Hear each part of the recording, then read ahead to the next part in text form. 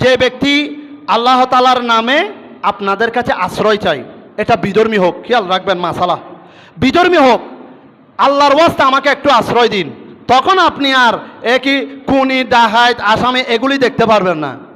এখানে হাদিসের পাকের মধ্যে বলছেন আল্লাহর ওয়াস্তে আমাকে একটু কি দিন, আশ্রয় দিন। বিধর্মী হলেও, মুমিনকে তো দিতেই হবে, বিধর্মী হলেও আপনাকে আল্লাহর ওয়াস্তে যখন বলেছেন তাকে একটু নিরাপত্তা আশ্রয় দিতেই হবে, এটা রসুলের পাকের হাদিস।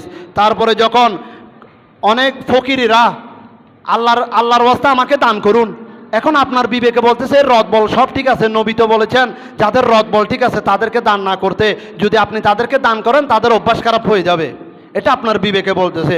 যদি আল্লাহর ওয়াস্তে শব্দটা ব্যবহার করে আল্লাহর ওয়াস্তে আমাকে দান করেন, তখন আপনি সেগুলি চিন্তা না করে 1-2 টাকা আপনি দান করতে পারেন। আল্লাহর ওয়াস্তে আল্লাহ শব্দটা ব্যবহার করার কারণে